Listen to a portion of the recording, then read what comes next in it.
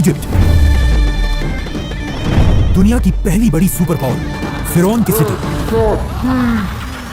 इसी इजिप्ट के बारे में आप सल्लल्लाहु अलैहि वसल्लम ने अपनी वफात से पहले क्लियरली बता दिया था कि तुम मुसलमान जरूर एक दिन इजिप्ट को फतह करोगे, लेकिन याद रखना जब तुम इजिप्ट को फतह करो तो वहां के आम लोगों के साथ नेकी से। Hello viewers, welcome back to my YouTube channel. मेरा नाम है शहबाज खान और लाए हैं आपके लिए आज एक न्यू रिएक्शन वीडियो जिसमें हम बात करने वाले हैं कदीम मिस्र के बारे में कि मिस्र की 5 साल तारीख़ में कितने बादशाह चेंज हुए, क्या क्या हादसात मिस्र में दरपेश हुई। तो शॉर्टली वीडियो को शुरू करते हैं। चैनल सब्सक्राइब करें, वीडियो शेयर करें और लाइक करें। तो चलें वीडियो की तरफ स्टार्ट। इजिप्ट दुनिया की पहली बड़ी सुपर पावर, फिरौन की सिटी। इसी इजिप्ट के बारे में आप सल्लल्लाहु अलैहि वसल्लम ने अपनी वफात से पहले क्लियरली बता दिया था कि तुम मुसलमान जरूर एक दिन इजिप्ट को फतह करोगे, लेकिन याद रखना जब तुम इजिप्ट को फतह करो तो वहां के आम लोगों के साथ नेकी से पेश आना, क्योंकि वो तुम्हारे रिश्तेदार हैं। नाउ आप सल्लल्लाहु अलैहि वसल्लम की वफात के कुछ ही अरसे बाद मुसलमानों ने उमर बिन खत्ताब की लीडरशिप में रोमन और पर्शियन एम्पायर को हराकर उनसे ये सारे इलाके फतह कर लिए। लेकिन जैसे ही मुसलमानों ने ये सारे इलाके फतह किए, अचानक यहाँ पर एक बहुत बड़ा मसला हुआ।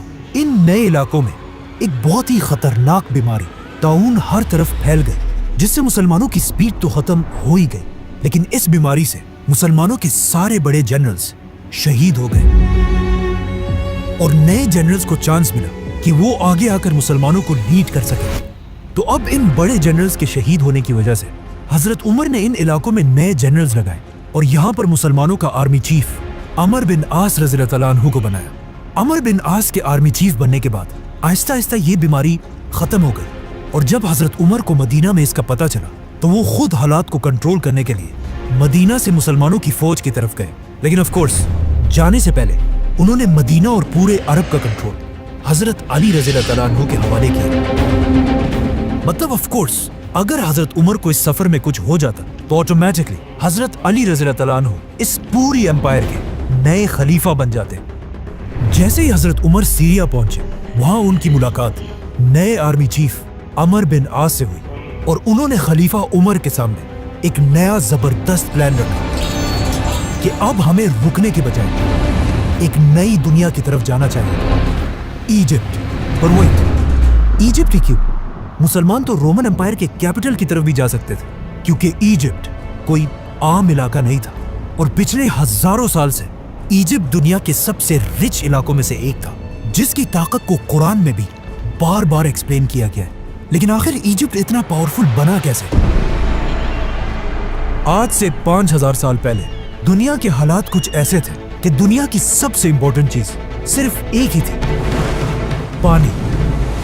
और जिसके पास दुनिया में सबसे ज्यादा पानी होता था वही पूरी दुनिया पर राज करता था। एंड ऑफ कोर्स उस जमाने से लेकर आज तक दुनिया की सबसे बड़ी रिवर इजिप्ट में ही थी, नाइल रिवर। और आहिस्ता आहिस्ता इसी दरिया के पानी की ताकत की वजह से पूरी दुनिया से लोग इजिप्ट में आकर आबाद होने लगे, जिसकी वजह से इजिप्ट दुनिया का सबसे ताकतवर इलाका बना और यहाँ के लोग दुनिया के सबसे रिच लोग बने। जिसके बाद इन्हीं लोगों में से एक आदमी खड़ा हुआ, किंग नार्मर, जिसने पूरे इजिप्ट को यूनाइट करके यहाँ पर दुनिया की सबसे पहली बादशाहत बनाई। बट वेट, ये तो 5000 साल पुरानी कहानियां है, तो आज हमें इस सब का कैसे पता है? इन 2 टैबलेट्स को गौर से देखें।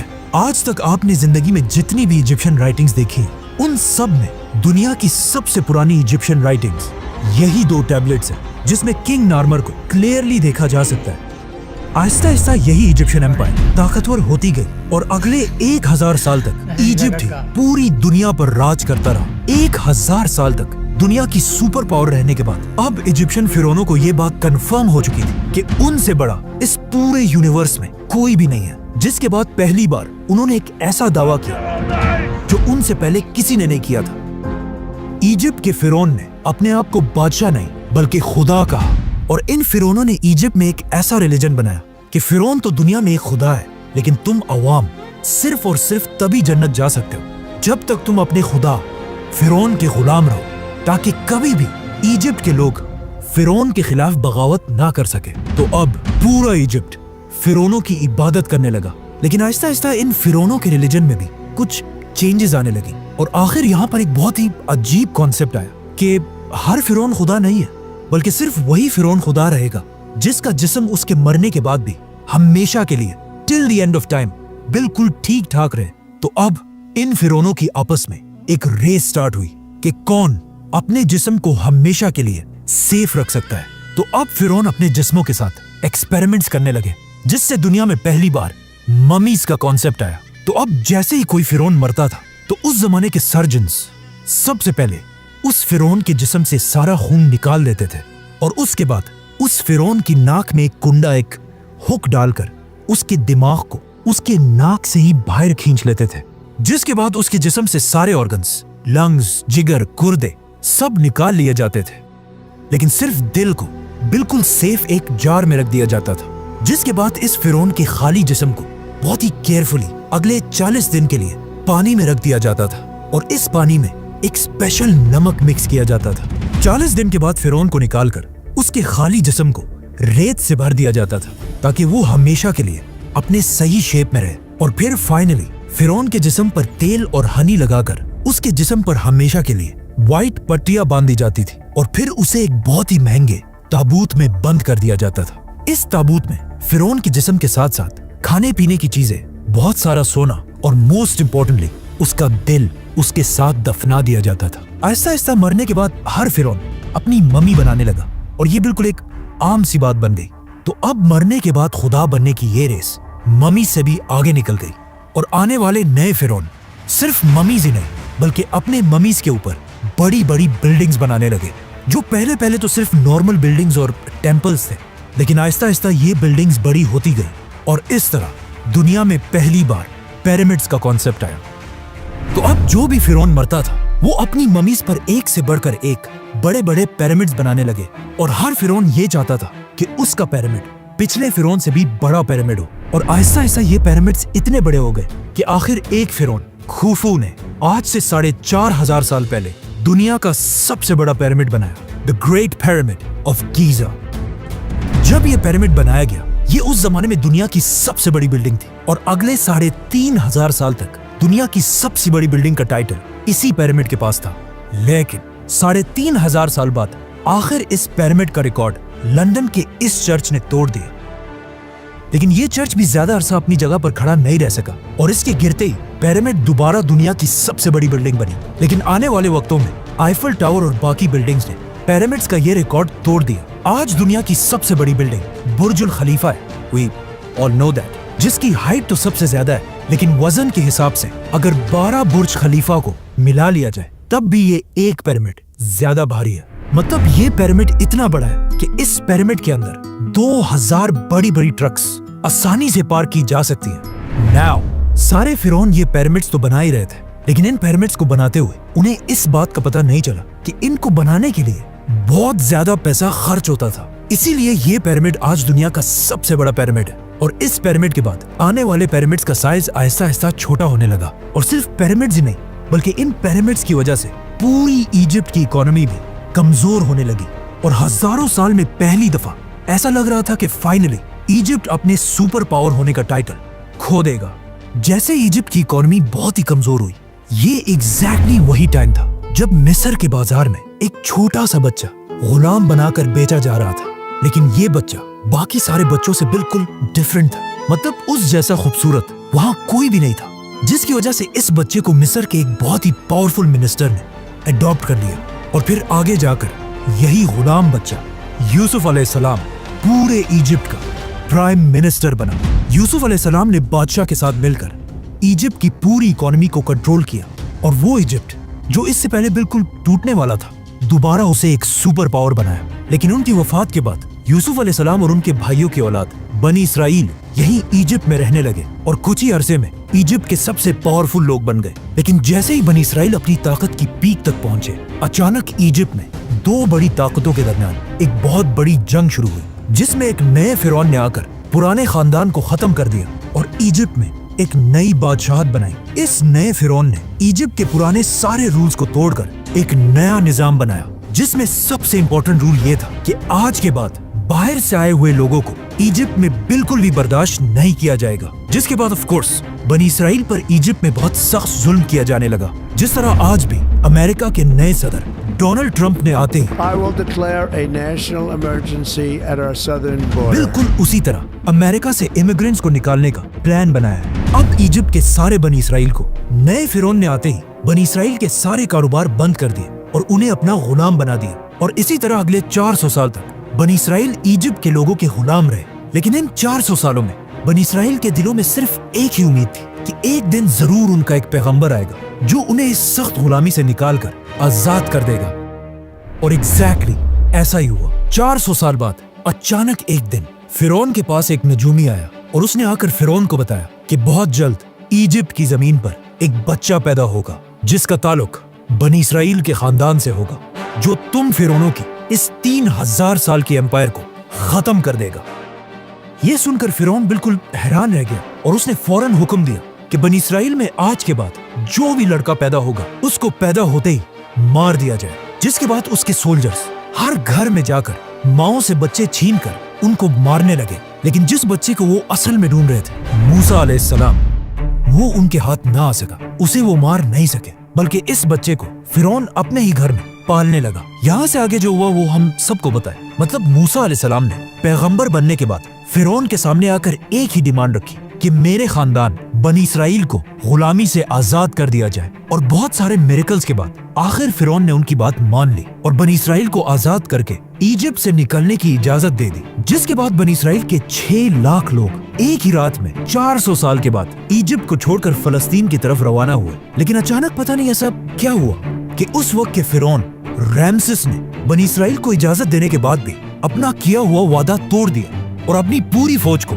जंग के लिए तैयार होने का हुक्म दिया। जिसके बाद रैमसेस अपनी फुल ताकत के साथ मूसा अलैहिस्सलाम का पीछा करने लगा। लेकिन जैसे ही वो बनी इसराइल को खत्म करने के लिए उनके बिल्कुल करीब पहुंचा, एग्जैक्ट उसी वक्त अल्लाह ने मूसा अलैहिस्सलाम और बनी इसराइल को बचा लिया और रैमसेस, फिरौन और उसकी पूरी फौज को इस पानी में गर्क कर दिया। अब यहाँ पर एक बहुत बड़ा मसला है कि मूसा अलैहिस्सलाम का जिक्र इजिप्ट की पूरी हिस्ट्री, टैबलेट्स, राइटिंग्स में कहीं भी नहीं है। मूसा अलैहिस्सलाम की स्टोरी हमें सिर्फ बाइबल और कुरान में मिलती है। लेकिन एक चीज हिस्ट्री और इन आसमानी किताबों में कॉमन है। मतलब आज दुनिया का हर हिस्टोरियन इस बात को मानता है कि मूसा अलैहिस्सलाम के दौर के फिरौन रैमसेस के मरने के बाद इजिप्ट कभी भी दोबारा अपने पैरों पर खड़ा नहीं हो सका। मतलब मूसा अलैहिस्सलाम ने सिर्फ एक फिरौन को नहीं बल्कि इजिप्ट के पिछले 3000 साल की हुकूमत को हमेशा के लिए खत्म करने की शुरुआत की थी। रैमसेस इजिप्ट का आखिरी बड़ा फिरौन था जिसने अपने आप को और अपनी पूरी फौज को अपने गुरूर की वजह से खत्म कर दिया था। जिसके बाद पूरी दुनिया को यह समझ आ गई कि फिरौन कोई खुदा नहीं बल्कि सिर्फ एक आम इंसान है। जिसके बाद यहाँ से पहली दफा इजिप्ट अपना सुपर पावर का टाइटल आहिस्ता आहिस्ता खोने लगा और यहाँ के हालात इतने खराब हुए कि आज तक इस दौर को डार्क एजेस के नाम से याद किया जाता है। जिसके कुछ ही अरसे बाद इजिप्ट के पास फलस्तीन में दुनिया की एक नई सुपर पावर सामने आई जिसके बादशाह का नाम था सुलेमान अलैहिस्सलाम। इसी तरह आने वाले वक्तों में इजिप्ट की ताकत कमजोर होती गई और इतनी कमजोर हुई कि बहुत सारी एम्पायर्स ने यहाँ पर हमला करके इसे फतह किया, जिनमें से एक बादशाह का नाम था अलेक्जेंडर द ग्रेट। लेकिन अलेक्जेंडर द ग्रेट की एम्पायर के बाद फाइनली एक नई super power the great Roman empire ने आखिर इजिप्ट को फुल ताकत के साथ फतह किया और अगले 600 साल तक रोमन एम्पायर ही इजिप्ट पर राज करती रही और कोई भी उनसे इजिप्ट छीन नहीं सका। लेकिन अब फाइनली 600 साल के बाद रसूलुल्लाह सल्लल्लाहु अलैहि वसल्लम की हदीस के पूरे होने का टाइम आ चुका था और मुसलमान उमर बिन खत्ताब की खिलाफत में रोमन एम्पायर से इजिप्ट छीनने के लिए उसके दरवाजे पर खड़े थे। सब्सक्राइब। और ये थी मिस्र की तारीख़ हज़रत मूसा अलैहिस्सलाम की पैदाइश से 3000 साल पहले से लेकर तो जो है ना हज़रत उमर की मिस्र को फ़तह करने तक। मतलब मिस्र में मौजूद पिरामिड्स को तो आपको पता होगा, कूफा था कौन सा बूफा पिरामिड्स 3500 साल तक दुनिया की सबसे बड़ी बिल्डिंग मतलब। और पिरामिड्स मतलब कब्रिस्तान भी कह सकते हैं, हमारी ज़ुबान में तो कब्रिस्तान ही कहेंगे कि कब्रिस्तान मकबरे बनाने के लिए मतलब मिस्र की दौलत को फ़िरौनों ने ख़त्म कर दिया। और पिरामिड ایک اپنا مطلب ایک جیتا جاگتا ثبوت ہے کہ دنیا کی ایک عظیم و شان بلڈنگ ہے، کہ 12 برج خلیفہ بتا رہے ہیں کہ 12 برج خلیفہ کے وزن سے زیادہ وزن ہے اس کا۔ اور مصر میں بہت سے جانا مطلب موسیٰ علیہ السلام تو آگے اس سائڈ پہ کیا کہتے ہیں فلسطین کی طرف، اور یوسف علیہ السلام آئے مصر میں، اور اس کے بعد بھی بہت سارے مطلب ایسے بہت سارے واقعات، مطلب 400 سال تک جانا یوسف علیہ السلام کے آنے سے 400 سال پہلے تک بنی اسرائیل نے غلامی کی، مطلب ان کی فرعونوں کی، اور اس کے بعد موسیٰ علیہ السلام نے آ کے فرعونوں کا 3000 سال کا جانا، 3000 سال کی جو ان کی خدا سمجھتے تھے اپنے آپ کو، مطلب ان کی خدائی جو تھی ان کی نظر میں اس کو ختم کیا۔ تو ملتے ہیں نیکسٹ ویڈیو میں، ویڈیو کو لائک کریں، شیئر کریں اور چینل کو سبسکرائب کریں۔ اللہ حافظ۔